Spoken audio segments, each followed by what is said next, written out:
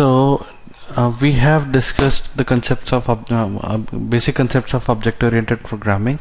Okay, we will be studying those today also. Okay, so today we will be studying about interfaces. Okay, so before that, let me show you something. Okay, so first of all, we'll create a new project, and I'll name it as day 3. Okay, and inside this project we need the jar files of Selenium. So again, the step is right click on the project, go to properties, then Java build path, then libraries, add external jars. Okay, you have to add these jars. Okay, and additionally you have to add all these jars as well. Okay, so once you're ready, okay, you can click OK. Okay, and one more thing, if you want the Java build path, okay, so, sorry, not the Java build path, the, Java docs, right? So the link was this. Okay, so Java doc, and open link in new tab and just copy this link. Okay, you sometimes what happens is that, you know, if you have added that Java doc to this, say right now it is available, sometimes it is not available with the file. Okay, so you have to add it again. So it is already available, so we need not to provide that path. Okay, so over here now the next thing, okay, I'll create a new class and say I'll apart from class, what I'll do is that I'll create a new interface. Okay, and I'll name it as phone. Okay, so there is an interface. Okay, it has two variables, say int price. Okay, or instead of say this thing, it has something, say it has a function public.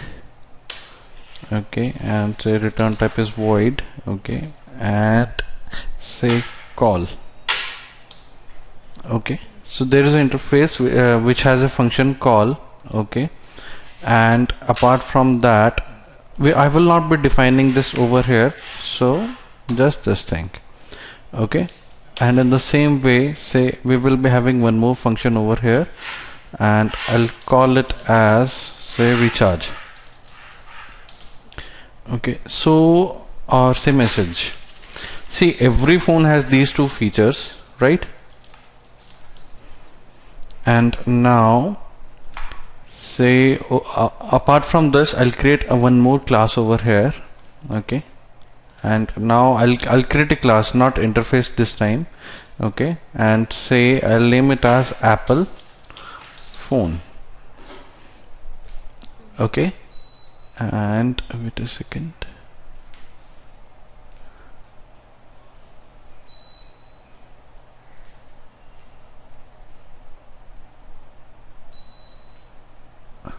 Yeah, sorry for the delay. Okay, so Apple phone. Okay, I'll click finish, and now I'll add one more thing over here. I'll add this thing, that is implements. Okay, phone. Okay, so now over here, if you notice over here now, okay, you can see it is showing me some error. So if I point over this to this error, okay, it is saying me that you know, add unimplemented methods. Okay, so I'll just click over this and see, it is, you know, suggesting me a few things. See, it has created a new function, that is call, and again it has created a new function, that is message. So the question is, what is interface? Interface is something that, you know, gives structure to the application. Okay, so like, you know, it tells us what the system is supposed to do. Okay, so like over here now, if you define something over here, say if I print something, say Apple call, right, and say Apple message.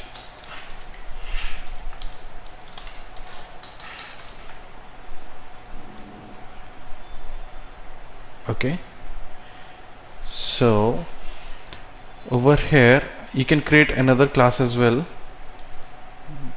Okay, and say over here you will name it as a Android phone. Okay, this one also implements the phone interface. Okay, so over here you can write like this. See, again it is asking me to add the unimplemented methods. Okay, so say I've done this thing. Again I'll do the same thing but with a little bit different thing. Okay, say Android. See, if there are two different phones, like if there is a Apple phone, Apple iPhone, okay, the calling mechanism would be different, right? And the say SMS sending mechanism would be different. It would be different from Android or some other platform phone, right? So over here I've done this thing. Now say I'll create a new class. Okay, and say I'll name it as test phone. So what I will be doing is that now I will be testing phones over here. So say we will be having main method over here. See, I don't have any main method over here in these two classes. Okay, Android phone and Apple phone, and in this phone interface as well. I'm having this over here in test phone only.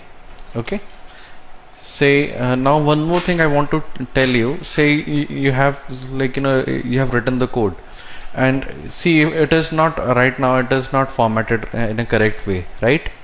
So to format the code you just have a shortcut, that is Control Shift F. It formats the code. Okay, so that you can easily distinguish between various methods, or say like if there is a function, or say if there is for loop inside, so you can differentiate between everything, like the closing brackets. Okay, so say over here I'll declare the object of this, say Android phone. Okay, say Android phn. Okay, equals to new Android phone. Okay, and say I can access the functions now. Say Android, say dot call.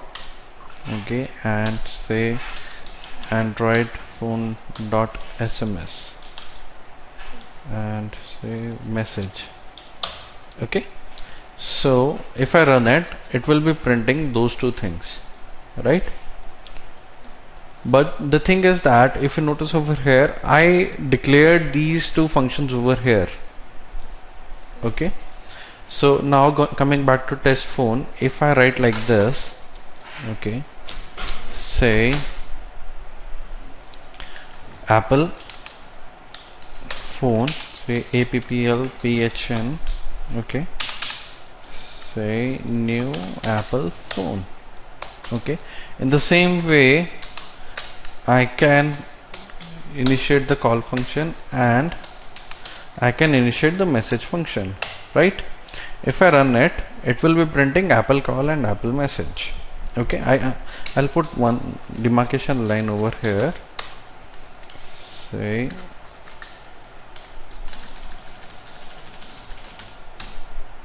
okay, so this thing. So if I run it, see this is Android call, this is Android Apple call. Okay, so now one more thing. Okay, see this is a concept of interface. Okay, now one thing, say yesterday I told you something about how to open a browser, right? So over here in this I showed you how we can open the browser, right? So over here in this project I'll create a new class. Okay, and I'll name it as dynamic browser. See, every time you don't want to open a same browser every time, right? So if you're running test cases, you want your browsers to be dynamic every time, you know, like, you know, if you want to open a different browser, say right now you're running something on, say, Firefox, and you don't want to open Firefox this time, okay, so you need not to you know, you need not to write the code again and again for that, right? So say we'll be having main method over here, and inside this, say I'll create a string and I'll name it as, say, browser name, okay, and say right now I've decided that I'll be using Firefox, okay. So for this, like, you know, if you want to open browsers dynamically, so what you have to do, you have to write if statement, if statement, okay, and say if browser name dot equals, say, Chrome,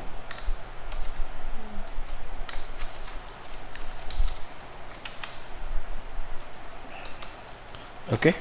So if the browser name is Chrome, okay, so it should do something like this.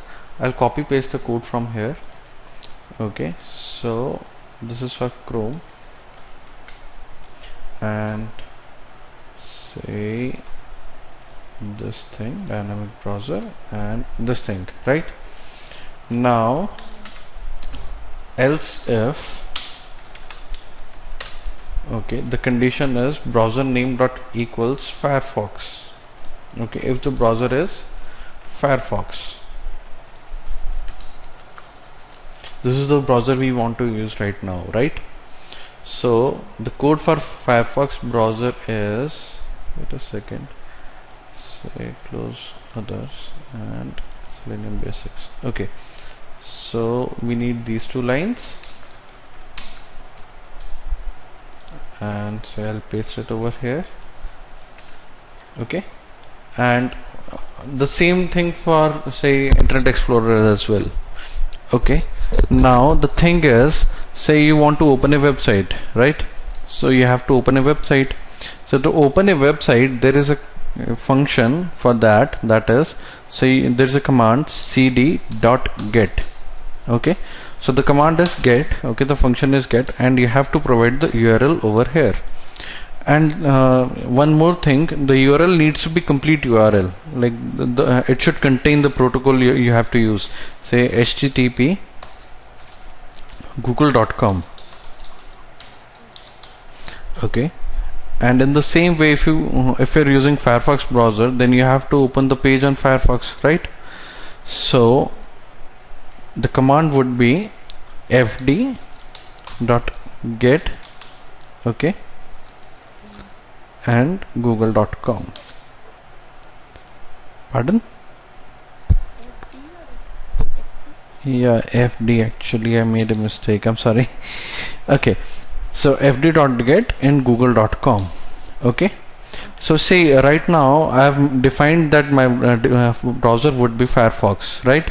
So if I run this code, okay, so the shortcut to run code is Control plus F11, okay, and it says there is a problem. So what is the problem? Let us just cross check, okay, and Firefox, okay, I have not imported the Firefox driver, okay, so I had to. Now I'll run it and see the content in red. This is not any exception, or these are not error, these are logs, okay. These are the logs provided by the browser, okay. And if you notice over here, it has opened Firefox and the website has opened, right? Now I'll change the browser to Chrome, okay, and now if I run it, it will be opening Chrome browser, okay. So see, like, you know, if you notice over here, the lines of code is almost double, right? Say after opening this website, say I want to open some other website, or say I want to perform some actions, right?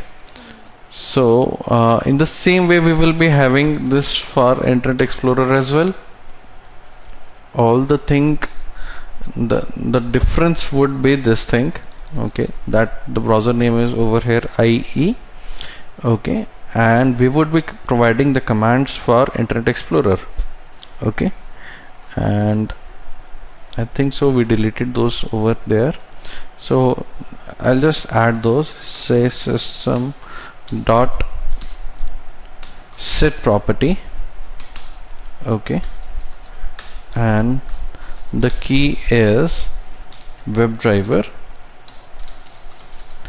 dot IE dot driver, okay, and the path, so the path is A, okay, and WebDrivers, and I don't remember the exact file name, so we have to go to that location, WebDrivers, and the file name is IE driver server, okay, so IE driver server dot exe, okay, and over here I'll provide that file name. So we have this. The next thing we have to do is, what happened? Yeah, so the next thing we have to do is, wait a second, yeah, so over here say Internet Explorer driver IED equals to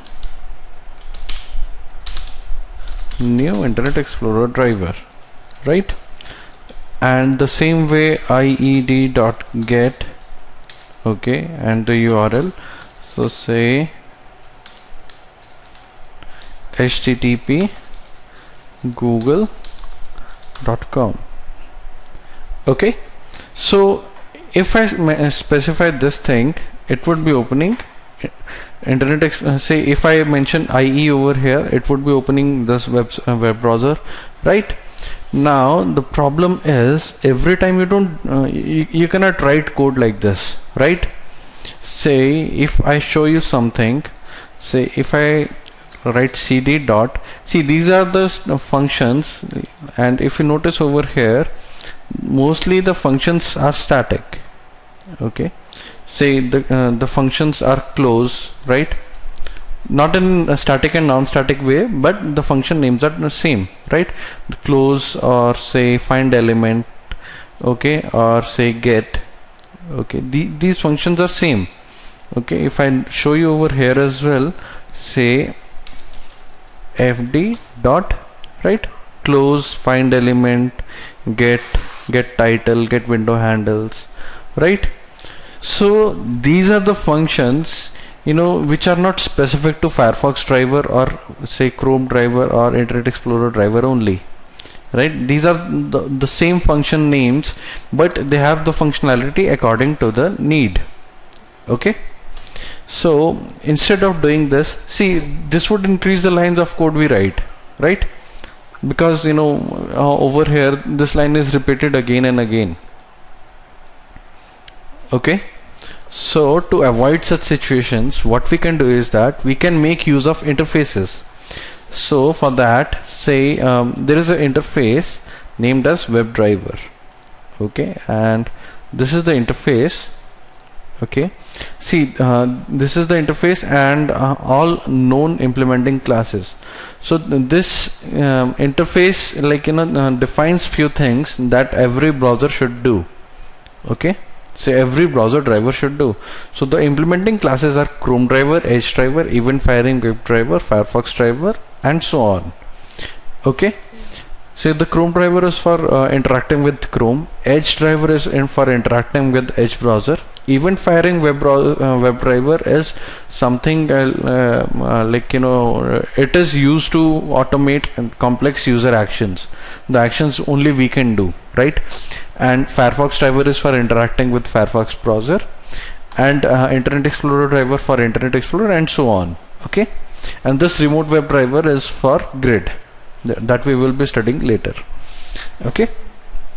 So now what we can do is that, for that I'll show you something back in this test phone.java, Okay, right now we were doing like this, right? We were defining the functions like sorry, we were calling the functions like this. So instead of that, what we can do is that I'll comment out this code, okay, and I can write like this, say phone, okay, say phn equals to new, and see, it will be suggesting me few things, that is Apple phone or Android phone. Okay, so say Apple phone. Okay, these are the two classes. If you notice over here, these are the two classes which are implementing this interface, right? Say I chose Apple phone.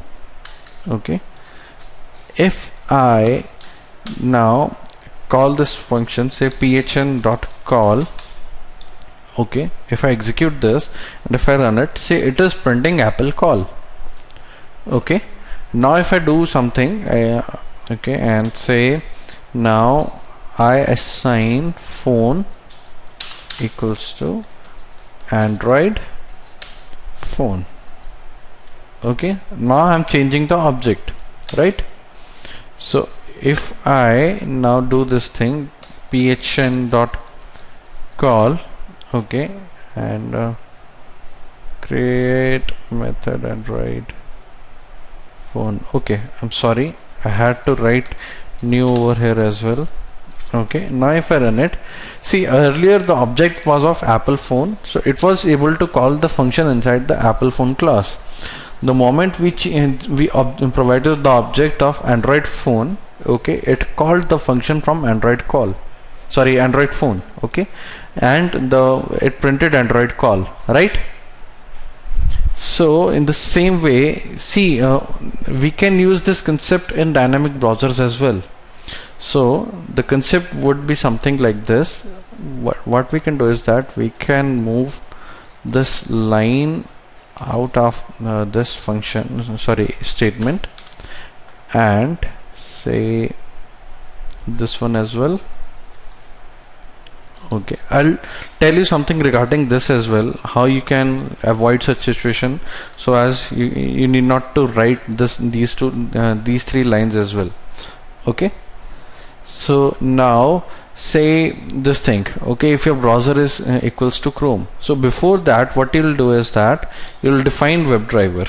Okay, say you will define the object reference of WebDriver. Okay, so WebDriver interface, so WebDriver driver equals to null.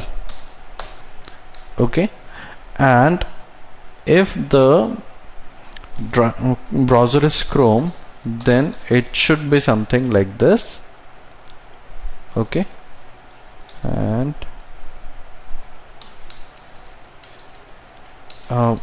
if the browser is Firefox, it should be something like this, and if the browser is Internet Explorer, then it should be something like this. Okay, now we need not to have these lines over here. Okay, so I'll be deleting them, and I can provide the line like this, say driver dot get. Okay, so now if I run this code, okay, it would be running absolutely fine. Okay, so if you notice over here, now the browser has opened, this time Chrome has opened. Okay, and say it has opened google.com.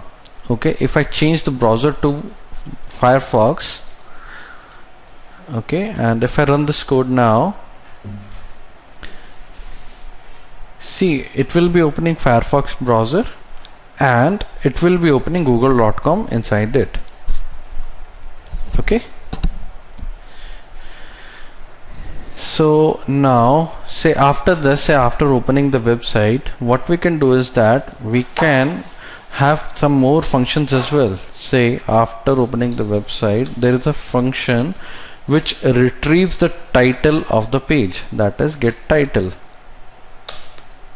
Okay, so if I run this now, and see, it would be retrieving the title, but what we would be doing with this, so we have, see, this returns the type string. If I notice over here, if I point the mouse cursor over here, see, it is returning the type string.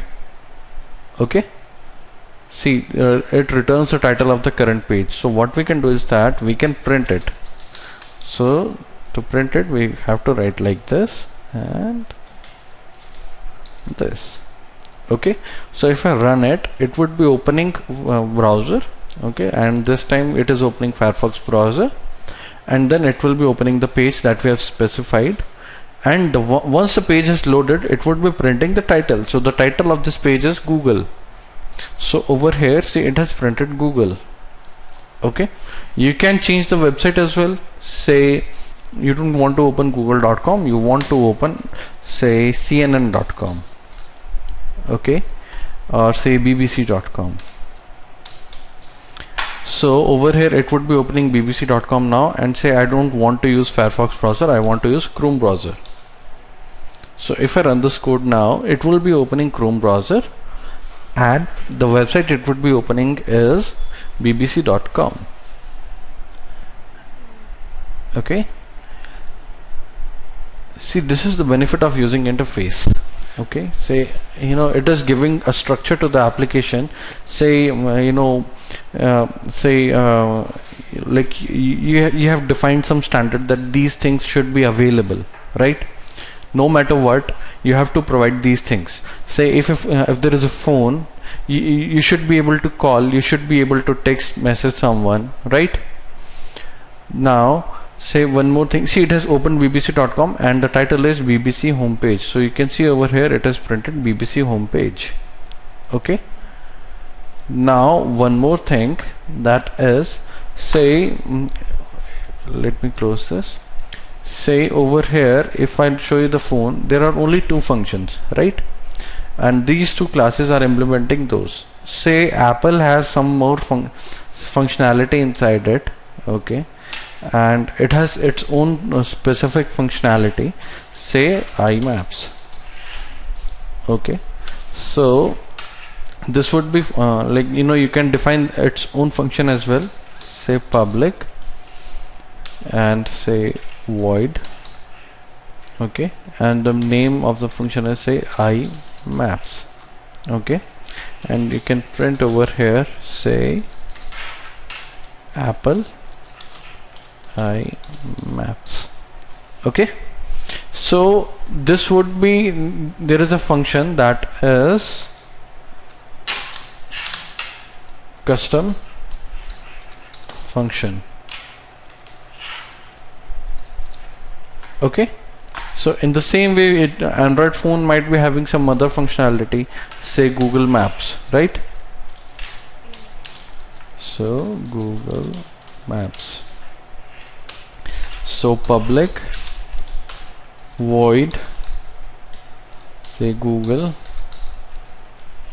Maps, and it should print Android Google Maps, right? So now if I go to phone, see, test phone. Okay, and if I try to call those functions, say over here it is on Android phone, so if I try to call that function, see, if you notice over here, it is not suggesting me that function. Say in Android phone I had a function named Google Maps, right? So it is not suggesting me that. Now to have those proprietary functions, okay, to have access to those proprietary functions, you have to create the object reference of the class only itself. Okay, say Android phone apn equals to new Android phone. Okay, now if you try to call that function, say apn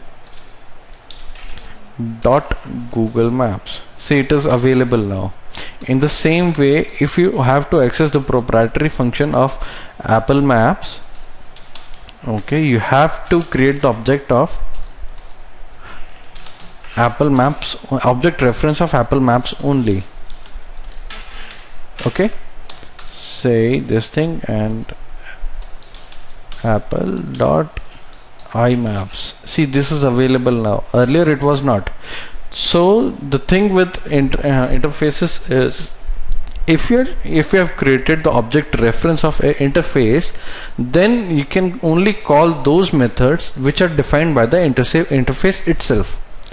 Okay, they might be described by the implementing classes, but those are defined by the interface itself. Okay, say if you mention something over here, say all the phones need to be recharged as well, right? Say recharge. Okay, and see, I'm not describing it over here, I'm just defining it over here. Okay, then again in Android phone, see, it will be showing me some error, and if I had to implement that particular function as well, okay, it will be overriding it because there is no definition of that. Okay, there is no description of that function, only that the function has been defined that there is some function. Okay, and say I can print over here, say Android recharge. Okay, in the same way you can mention this thing in this class as well, that is Apple phone. Okay, and this thing, say this thing Apple recharge. So have you got the point? What is the benefit of using interfaces? Okay, so wait a second, your voice is not audible. Yeah, I can hear you now. So over here, if I go to this, say now you can see I defined some, like, function in the interface, so I can call those functions over here. Okay, say recharge, but I'm not able to call the functions which are defined by class itself. Okay, say which are defined and described by class itself. Okay, so if I run the code, see Android recharge. Okay, I made a mistake over here in Android. So this was the mistake, and now again in test phone, if I run it, see Android recharge. Okay, so the benefit is that you need not to write the code again and again. Okay, in case of when you have the functionality already. Okay, so this the concept of interfaces helps us in reducing the lines of code. Okay, over here, if you notice over here, if I had written this line also, then the code would have multiplied by 3 times, right? So to avoid such situations, you can use interfaces. Okay, so let me open the syllabus. So we are done with interfaces, we are done with the need of interface. Okay, the concept of interface and use of interfaces in Selenium. Okay, and this drivers in Selenium. I've already told you about a little bit about debugging, so I'll be telling you that thing again. Okay, so say now again to switch the perspective, right? There are 2 perspectives, that is the normal perspective in which we write the code. Okay, there is another perspective as well, that is debug perspective. Okay, so to switch the perspective, you can click over here, that is on the right side, that is Java perspective or debug perspective. In case if you are not able to see these options over here, you have the button, that is this open perspective.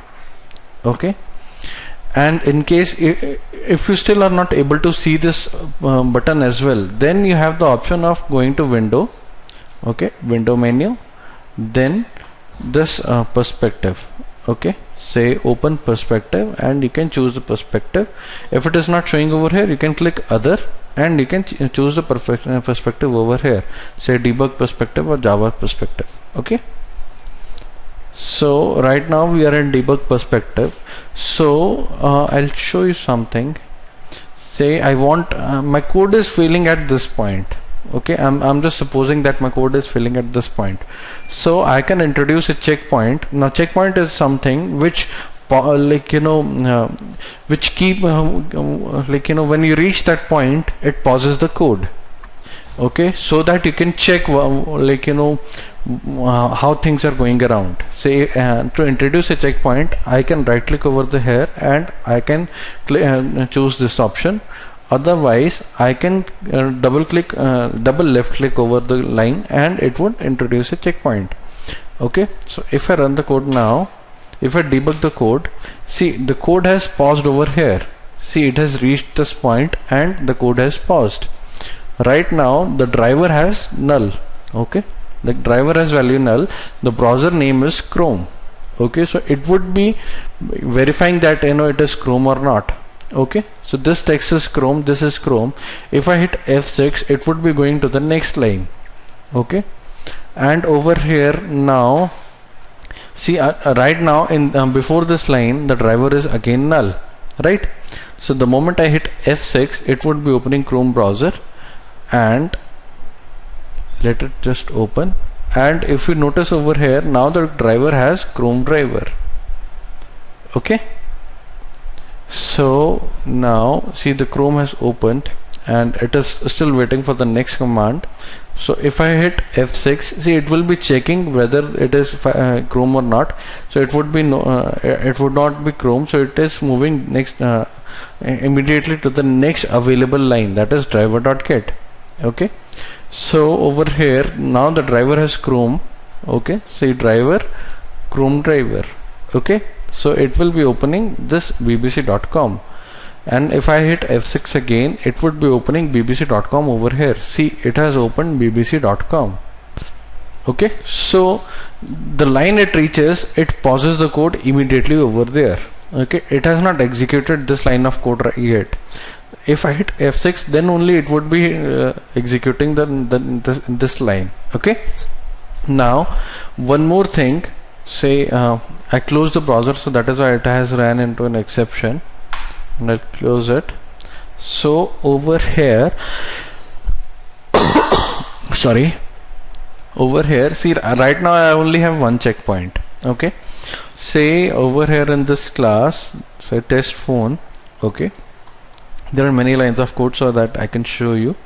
So I'll uncomment these things as well.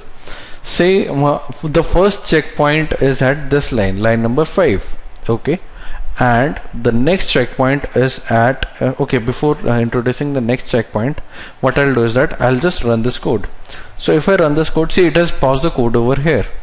There are two options. Either I can go line by line. See, if I'm going, what happened?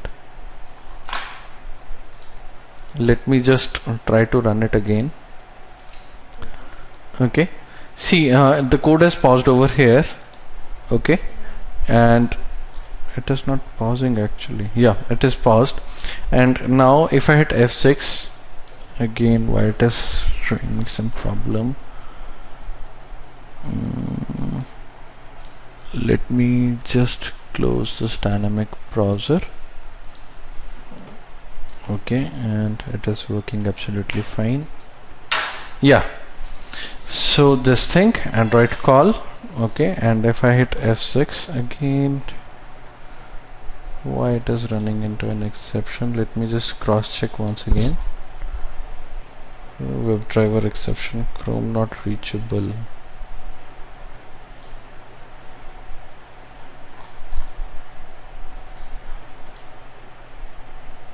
Test phone. I'll close the Selenium basics as well. And okay, so there was some problem. Okay, and now I'll try to run it. I don't know why it was running into an exception, and see it is working absolutely fine now. Okay, so see either I can go line by line, okay, or either I can jump directly to the endpoint. Okay, so that the code should execute completely in one go. Okay, right now see if I'm pressing F6, it is going line by line. If I hit F8, it would complete the code. Okay, it will completely execute the code. Okay, so if you notice over here, it has printed each and everything that we have asked it to do. Now if I introduced one more checkpoint over here, pardon? Yeah, pardon? The voice completely got broke in the past couple of minutes. Okay, just wait a second, let me check.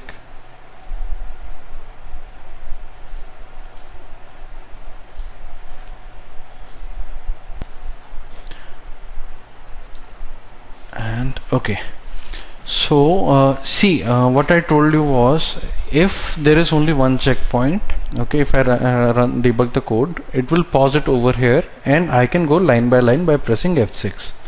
Okay, see, I don't want to go line by line. I want to complete after that, say I want to execute the code completely, so I can hit F8, so the remaining code would be executed in one go. Okay, it won't be paused again and again.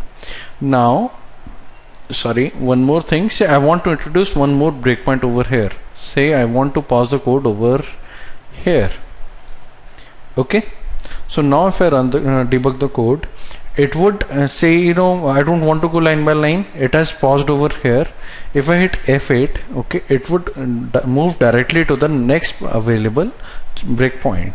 Okay, so if I hit F8 again, it would there is no other breakpoint, so it would be completely executing the code. This way you can say, you can debug the code, and this helps you, while if you're when you're programming, because when you're learning, you might face many issues. So if you know how to debug, this will help you in rectifying the problem. Okay, over here you can see the breakpoints as well. See, these are the breakpoints. Okay, these are the breakpoints I've introduced, and say in test phone I've introduced these breakpoints. Okay, and in other classes I've introduced these breakpoints, that is in dynamic browser and basics line 11 something. Okay, so it shows you the breakpoints of all the projects which are open. Okay, now say if you don't want to use these two projects right now, okay, you don't have any work with them, so you can close these projects as well. There are two options for that. Either you can go to project itself and go to right click over here and you can click close project, and the other option is the project you're working on right now. Okay, right click over it and click on close unrelated projects. This would close all the unrelated projects to this project. Okay, and all the other projects would be closed. See, these are closed now. Okay, and if I go to debug perspective, only the breakpoints of this particular projects are shown. Okay, yeah, so this was for today's lecture, and in the next lecture we will be studying how Selenium works on page. Okay, and we will be starting with other things, how we can analyze pages in say Mozilla Firefox or say Chrome browser or other browsers. Okay, and how we can distinguish items inside the page. Say the tag, say if there is a link, say how we can distinguish this photograph, or say how we can distinguish this text box. Okay, so we will be discussing about that. Okay, All right then. Yeah. So we'll be back on Tuesday. I don't know what date is Tuesday. I think it's 17th.